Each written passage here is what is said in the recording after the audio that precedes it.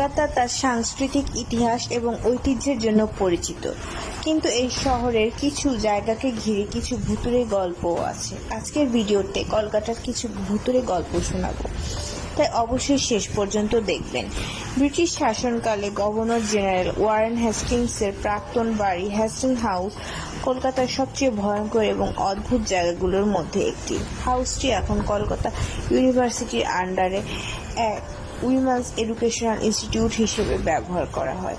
তা সত্ত্বেও বাড়িটি অনেকের কাছে ভুতুড়ে বাড়ি হিসেবে সুপরিচিত। স্টুডেন্টরা প্রায় দাবি করে ওয়ারেন হেস্টিংসকে এখনও ঘোড়ায় চড়ে বাড়ির কম্পাউন্ডে তার কোনো হারিয়ে যাওয়া কাগজ খুঁজে বেড়াতে দেখেছে।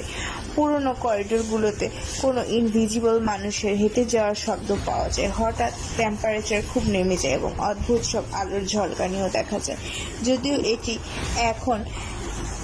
এটি এখন এক সম্মানীয় কলেজ, তাও বাড়িটি স্টুডেন্টস এবং স্টাফদের এক ভুতুড়ে রহস্যের মধ্যে আবৃত করে রেখেছে।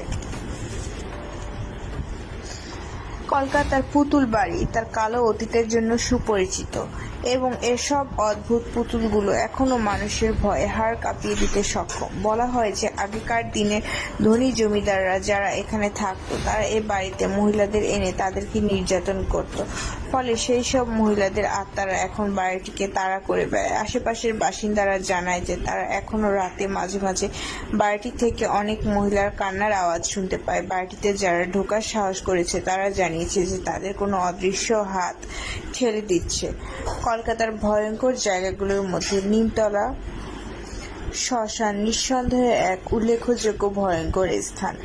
বলা হয় যে গভীর রাতে শ্মশানে অদ্ভুত সব নীল আলো ভেসে বেড়াতে দেখা যায়, আর আশেপাশের লোকেরা মনে করে যে আলোগুলো শ্মশানে দাহ করা মৃতদের আত্মা এবং তার জীবিত মানুষদের সাথে যোগাযোগ করার চেষ্টা করে। এই শ্মশানটিতে আবার অঘরী সাধুরা মধ্যরাতে তান্ত্রিক রিচুয়াল পালন করেন। লোকেরা শ্মশানে প্রায়ই কোনো ইনভিজিবল মানুষদের ফিসফিস কথা বলার আওয়াজ শুনতে পায় এবং শ্মশানটিতে এক অদ্ভুত রকমের প্রেশার ফিল করে তারা, যেন কোনো অদৃশ্য শক্তি তাদের ওপর ভর করেছে। কলকাতার ন্যাশনাল লাইব্রেরি এক ডেসক্রাইবিং ভুতুড়ের রেপুটেশন বয়ে বেড়ায়।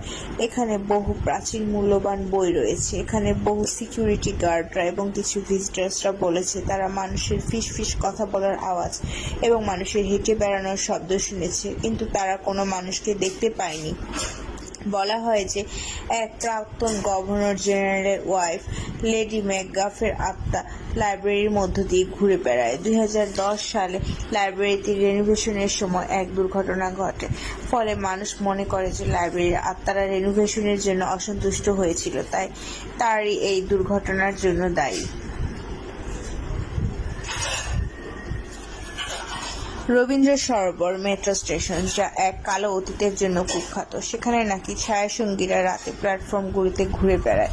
অনেকে মনে করেন যারা স্টেশনে নিজেদের শেষ করেছিল তাদের আত্মারা আজ স্টেশনে ঘুরে বেড়ায়। যাত্রীদের অনেকেই এক হাড়হিম ভয় অনুভব করেছে স্টেশনে, আবার অনেকে শুনেছে যে তাদের নাম ধরে কোনো অদৃশ্য কেউ ডাকছে।